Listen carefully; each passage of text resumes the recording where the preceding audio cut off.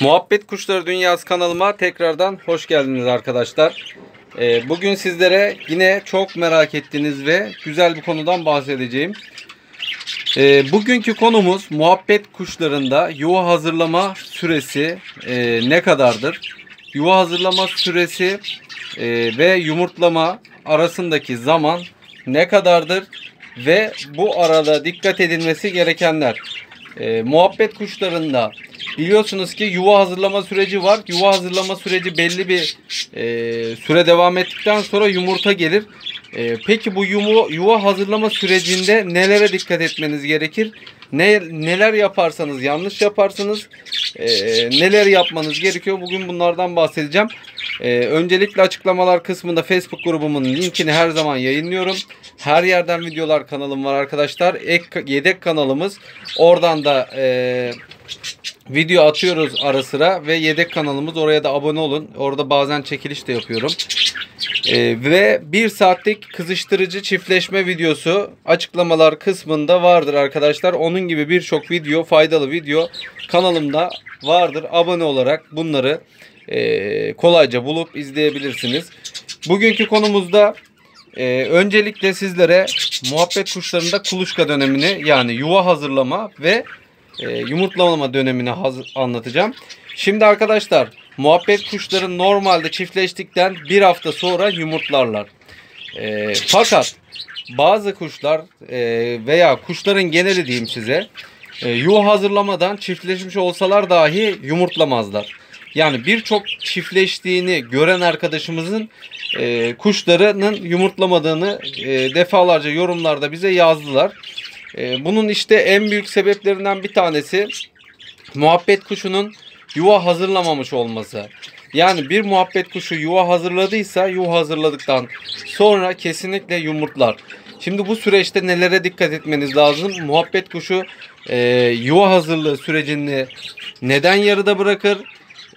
Niçin tamamlamaz veya niçin yumurtlamaz? Sizlere bu bilgileri vereceğim. Bu da sizler için çok merak ettiğiniz konulardan bir tanesi, biliyorum. Çünkü devamlı bana yorumlardan soruyorsunuz.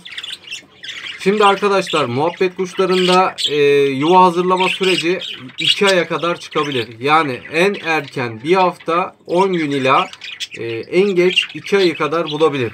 Şimdi bunu örnek olarak sizlere burada canlı olarak benim yumurtlamak üzere olan 1,5 aydır yuva hazırlığı yapmış muhabbet kuşumu, pamuk ailesini göstereceğim. Bakın, dişiyi az önce yuvadan kaldırdım.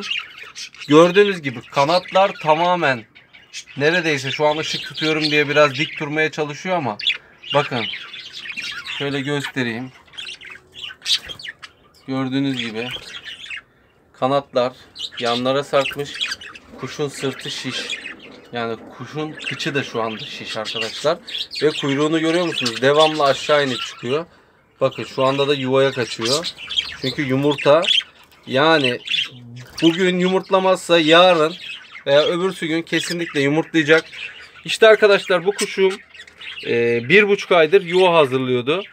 1,5 ayın sonunda şu anda yumurtlamak üzere.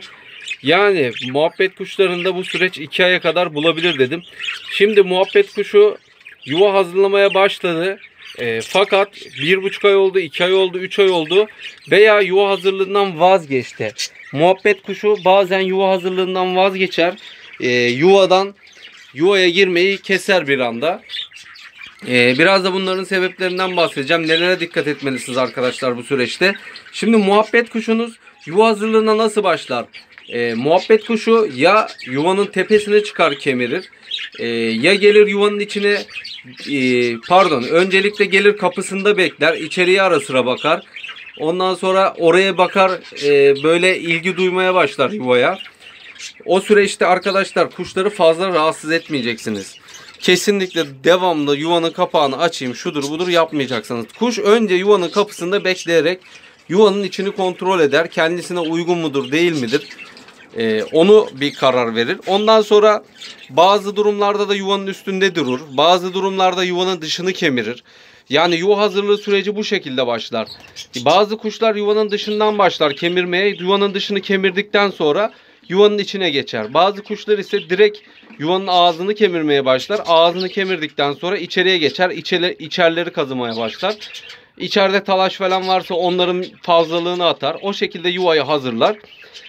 Bu süreçte eğer çok merak edip de yuvanın kapağını devamlı açarsanız, yumurta mı geldi, işte yok yumurtladı mı, şöyle böyle deyip de merak edip bakarsanız, kuş huylanırsa, yuvadan sizin baktığınızı, devamlı ellediğinizi görürse bir anda yuva ile ilgisini keser. Bu birinci sebeptir arkadaşlar. İkinci sebep de yuvanın dar olduğunu fark eder. Yuvayı beğenmez. İkinci sebep de budur. Eğer kuşunuz yuva hazırlığı yapıp bir anda kestiyse bu iki sebep üzerinde durmanız gerekiyor. Birincisi, eğer fazla rahatsız ettiyseniz, kuş yuvadan huylandıysa yuvayı değiştirin derim. İkincisi de, yuvayı hazırlarken yine yarıda kestiyse, ikinci sebep de yuvayı değiştirmenizi tavsiye ediyorum. Üçüncü bir yöntem ise yuvanın yönü mesela buradaysa kafesi ters çevirip yuvanın yönünü bu tarafa getirebilirsiniz. Aynı şekilde ben burada şu gördüğünüz kuşlarda daha önce bir kuluçka yavruyu sağ taraftan aldım arkadaşlar. Sağ taraftan almıştım. Daha sonra oradaki yavruları çıkarttıktan sonra kuş 1 ay 2 ay bekledi. Baktım hiç yuvayla ilgilenmiyor. Yuva hazırlamıyor. Bu sefer yuvayı oradan aldım.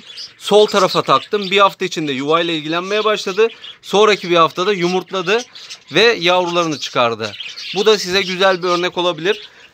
O yüzden bu kuşların hassasiyeti vardır arkadaşlar. Şimdi ben bunları alıştırdım. Yuvalarına bakıyorum. Ne bileyim, yavrularını elliyorum ama şimdi bu alışma süreci. Şimdi bunlar bana alıştıkları için ben hani yuvayı açıp yavrulara baktığım zaman, onlarla ilgilendiğim zaman pek huylanmıyorlar. Bende de oldu mu? Oldu. Benim de bazı kuşlarım yuvaya baktığım için yumurtaya yatmadı, salmadı, özellikle rahatsız ettiğim için yuvayı bırakan kuşlar oldu. Bir de salmada şimdi yuva çok olduğu için tercih hakkı da çok. O yuvaya ben bir iki kere baktım hani yumurtlamış mı diye. Bir de ilk kuluçkaydı. Özellikle ilk kuluçkalarda kesinlikle ellememeniz lazım. Kesinlikle yuvaya dışarıdan, uzaktan bakmanız lazım. Yumurtladığını nasıl anlarsınız? Kuş içeriye girer, devamlı yatar. Hani bakarsınız böyle uzun süre içeride kalıyor, hiç çıkmıyor. Kapının ağzından ufak bir gözlersiniz. Zaten illaki kuş dışkısını yapmak için dışarı çıkacaktır. O çıktığı anda, dişi kuşu dışarıda gördüğünüz anda çaktırmadan yuvanın içine bakabilirsiniz. Böyle bir yöntem izleyebilirsiniz. Yani hani bu bir ara espri oldu ya, bunlar beni tanımıyor, bunlar benim kuşum değil, bunlar beni tanımıyor, yah yah biri diyor. Şeyleri çağırıyor, koyunları çağırıyor arkadaşlar. Bu muhabbet de öyle. Bunlar beni tanıyor arkadaşlar. Ben çağırınca geliyorlar. Ben yuvaya bakınca küsmüyorlar anlaşılan. Başkası baktı mı küsüyorlar. Yani sahibini tanıyor. Alışıyor artık devamlı. Hani kaç sene oldu. Yavruluktan beri sizi görüyor. Siz gelip gidip yem veriyorsunuz. Suyunu değiştiriyorsunuz. Aspur, yulaf veriyorsunuz. Hayvan işte sizin gelip o değişikliği yaptığınızı gördüğü anda size karşı hani negatif düşünceleri azalıyor. Yani benim salmada öyle kuşlarım var ki girdiğim zaman belki şimdi de gelebilir. Bazen böyle giriyorum salmaya. Şu gördüğünüz tepeli kuşların falan bak. Gördüğünüz gibi direkt yanıma geldi. Yani aramızda şu an 30 santim var. Şimdi bu kuşlar alıştığı için benden artık hani korkmuyorlar. Ben böyle yuvaya salmaya falan girdiğim zaman bakın geliyorlar yanlarına bak. Ben şu anda bakın 20 santim ya var ya yok bak. Gördüğünüz gibi yani insana yanaşıyorlar. Hani beni tanıdıkları için ben şimdi giriyorum bunlara bir yulaf veriyorum, bir aspur veriyorum, yemlerini tazeliyorum, sularını tazeliyorum. Hayvanlar tabi bunu fark ediyorlar. Ben girip çıktıktan sonra ağız tatları değişiyor. Ne bileyim hani güzel yem görüyorlar.